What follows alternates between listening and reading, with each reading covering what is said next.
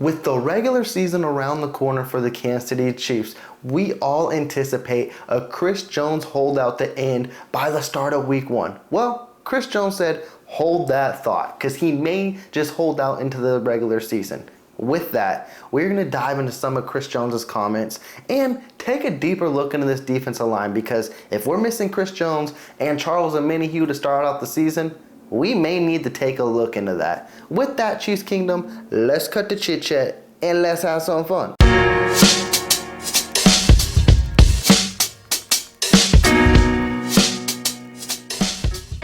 Now, before we jump completely into this Chris Jones situation and before I get my head completely wrapped around it and flustered, we did have a bit of good news today, and I thought, let's bring some light on this channel and some happiness. And who better to start it off with than running back Isaiah Pacheco, who last week he started practicing and he was able to run around without his yellow non-contact jersey. And he took the press conference, and so did Coach Reed, saying that he may have a chance to play in preseason week 3, which is a great sign to see that he may be ready to go for week 1, which we all anticipate him to be full head of go with how he's progressing with his injury. That is very, very positive news. I don't know if I want to see him playing week 3 because I know who Isaiah Pacheco is, and I don't need to see him in the preseason and not re-aggravating an injury. Just keep practicing, keep doing what you're doing, and be fully ready for week 1, because we're all ready to watch that grown man take over, and it's just another weapon for the offense. Like I mentioned in my last video, the Kansas City Chiefs weapons are crazy, absurd, and they don't even have Isaiah Pacheco or Kadarius Toney. And the fact that they're going to get Isaiah Pacheco sooner rather than later is huge, huge, huge news for the Kansas City Chiefs. Now let's dwindle down that energy just a little bit, unfortunately. And we got to kind of switch moods from happy to, I don't even want to say sad or mad, but I don't even know what's going on with this whole Chris Jones situation. I know he's having fun living his best toxic life on social media. Hey, I get it. Have fun. Do what you do. But man, it seems like there's something new every day. And today, it was something new, and it escalated more to where, of course, he's been commenting back and forth with fans. And one fan had a nice lengthy comment, which I'm not going to read all of it, but it was basically along the line saying, how long you going to hold out, come back, yada, yada, yada. And then Chris Jones basically said, hey, week 8, and big-eyed, what? Who, week 8? I was anticipating to have you back week 1, and let's just stop all this nonsense, and let's just get back to playing Kansas City Chief football. And then Arrowhead Live commented saying that, hey, that's a hefty tab. And then he says, hey, I got that money, which you do. But at the end of the day, do you want to be spending basically $1.2 million in fines per game for 8 weeks? Right now, I'm just trying to wrap my head around what is Chris Jones really trying to get out of this? Yes, the short, simple answer is he wants to be paid one of the highest, if not highest, defensive tackles. Understandable. I get that. But what does holding out at this point have to do with any of that? And that's where I'm getting a little mind-boggled and confused. Now, if you wanted to miss training camp and miss preseason games, that's pushed aside. We're done. Training camp, they're out of St. Joe's. We're entering week 3 of the preseason. Literally, if you showed up today, you're not playing in that week 3 preseason game. You'll just be practicing, getting ready for week 1, and be full swing ready to go. So I don't understand it from that aspect. Now, you could just be holding to your guns and show how serious you are, which I believe at the end of the day, the Kansas City Chiefs, the fans, everyone knows Chris Jones is serious about getting the contract he wants. But will that change the Kansas City Chiefs and Brett Veach's stance if he misses games? I don't know. I don't know if it's like, oh, what? Let's say the Kansas City Chiefs lose a game, or let's say the defense looks really terrible. Does Brett Veach just be like, oh, we were wrong. Here's what you asked for. I don't see that. So it's just like, what are we doing here? Like, at the end of the day, I do believe Chris Jones will be there for week 1, but it's time crunch situation now, because even Steve Spagnuolo mentioned it, and also around the coaches around the team did too, is how soon are you going to come back? Because if it's like the week before the game, you're not going to play the majority of the snaps that we're used to Chris Jones playing. He's going to be a rotational guy, and he's going to have to get up to speed. The Kansas City Chiefs aren't just going to throw him out there, and that hurts the defense as well. And for Chris Jones to get caught up to speed, that might be up till week 3, just depending on when he comes back. So it's like, okay, now it's getting a little worrisome because Chris Jones, if he's going to wait that long, and then you already have Charles Omenihu, who's going to be suspended for the first 6 weeks, unless he appeals, but let's say that's 4 weeks, the defensive line takes a huge hit with missing 2 big key components for this season. And I don't want to say that Chris Jones is a key factor to the Kansas City Chiefs going and repeating a Super Bowl. He is a huge piece, but I believe the Kansas City Chiefs could still do it. It's just, it would be a major loss for the line, and you would need major contributors. And I think I preached on it throughout this whole offseason. Everyone focused on, man, wide receiver is such a key area of need. It's such a huge hole. I never really focused on that. Defensive tackle was my huge hole because when you look at Chris Jones, yes, he's a star-studded, one of the best, if not best, defensive tackles in the league. But who's behind him on the depth chart? Nobody. There's really no depth there. There's some nice hopeful pieces. You got Derek Nottie, I think a serviceable defensive tackle. But production-wise, getting to the quarterback, he's not going to do what Chris Jones does. Danny Shelton, I love the dude. I love what he's done in the preseason. But what's his cap? How far can he really take it? He might give you a few games, but can he do it for a supposed 8 weeks? I don't see that. He was a first-round pick. He does have the talent, and he does have the potential. And he does seem like someone who's very hungry, but it's like, I got to see it on the field. And he may have the chance to do that. And then, of course, our draft pick this year in Keandre Coburn, who everybody loves.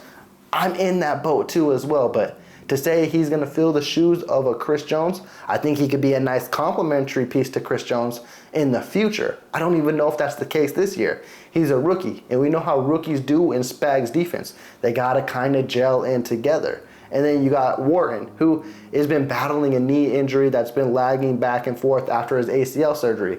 It's so slim. It's like, okay, what do the Kansas City Chiefs do? Where teams early on, even without Chris Jones, or even if Chris Jones is there, might be able to take advantage of that defensive tackle and that hole there to where they can run up the middle. That's my main concern going into this season. Now, I do believe the Kansas City Chiefs can have guys raise up to the next level and be star contributors that we saw could take the next step from last year into this year. And the main focus will be on a guy like George Karlaftis. I think he can be bound to have a huge year. Now, what I mean by that, I mean he can have like 9 to 12 sacks and be very effective in stopping the run. I think people just tend to look at what happened last year and not what could happen this year. And they see, oh, Chris Jones is the biggest key component and a huge missing piece. That may be the point, but if we look at the players and who we expect to progress this year, they can have a high ceiling as well. And George Karlaftis is one of those guys who we drafted early on last year, and we saw huge leap at the end of last year where he ended the season, out of 6 games, 5 sacks, or 6 games, 7 games, 6 sacks, something like that. He can be a key contributor. And I know we were all hoping that would be your duo, but he may be your serviceable piece to be like, okay, this defensive line didn't completely fall off. And then you got a good rotational guy that I think can fill in very well for Charles Omenihu and a guy like Mike Dana. I think the thing that hurt in this Chris Jones situation the most was that cap space a little bit, to where if you sign that extension, you can bring in a guy like a Carlos Dunlap back, to where it's a nice veteran defensive end, to where he can be serviceable and he can help at any means necessary. Now, with you having literally the least amount of cap space, it's like, okay, we can't do nothing, and we don't have our star defensive tackle. And that may be the key point Chris Jones is trying to do here, is kind of hold the Kansas City Chiefs a little hostage. Like, I'm not going to be here, and you can't get nothing to help your line, so what are we going to do here? And that's where it could be a key to where he's standing his ground as well. It's a confusing thing all in all, honestly. It really is. It's something, at the end of the day, I hope gets resolved. And when I mean hope gets resolved, I know a lot of Chiefs Kingdom is jumping off of the Chris Jones bandwagon and basically saying, go trade him, get him off, get what you can for him. I think that's honestly the stupid take. And I don't mean to be harsh by any stretch of the imagination, but if you trade Chris Jones now, literally before week 1, it hurts the Kansas City Chiefs more than anything. And at the end of the day, Chris Jones literally has a good 3 to 4 years left, which is probably the deal the Kansas City Chiefs are going to sign him to. So hash out the numbers. Get it corrected, get it right, and get Chris Jones in there sooner rather than later, because the longer this takes, the more it affects this team too. And I've seen a lot of the Chiefs Kingdom also say, man, does what he doing on social media affect what Brett Veach and the team views him into signing him to a long-term deal? It could be a valid point, but I don't think that stops them from signing a guy like Chris Jones by any stretch of the imagination. Now, a lot of people don't like it that he's being toxic. He's basically going back and forth with fans and making things a lot more difficult, it seems like, for everyone else. At the end of the day, it's social media. Everyone gets to live their own life and everyone gets to talk the way they want to talk. And I don't believe that affects Brett Veach, Coach Reed, and the Kansas City Chiefs to signing him to a long-term deal. Shoot, I really wish I knew what was going on behind closed doors, because at the end of the day, it's just at a loss of words. Because you would think with a player of his caliber and a team like the Kansas City Chiefs, they would get this done and they would sign him to a long-term deal. But it could be money. It could be the years. It could be guaranteed. Who knows? It could be all that. It's just all confusing, and let's just hope it gets hashed out sooner than later, because I'm tired of seeing the cryptic tweets. I'm tired of seeing things go on, and I'm just tired of not seeing Chris Jones as a Kansas City Chief, because he is going to be one of the main reasons why the Kansas City Chiefs, if they want that top 10 defense this year, he's gonna have to be a part of it. Now, if he's not there, I will say that if Chris Jones is not there, the Kansas City Chiefs defense does take a step back, and they won't be that top 10 defense that we all hope and anticipate that they could be. And then you got the injuries that are along the side too, which I'm gonna talk on that a little bit too with cornerback L'Jarius Sneed. I don't know what's going on there, and that's another thing where I'm confused. I'm lost, because he's missed all of training camp, every preseason game, to knee swelling. Now, it depends on how you identify what knee swelling is, because it can be minor, it can be severe. You go out on knee swelling, it could be a major injury and triculate, yeah, whatever you want to call it, but basically make it much more worse than what it actually was. So the fact he's missed all this time is kind of concerning, because we're close to week 1 now too.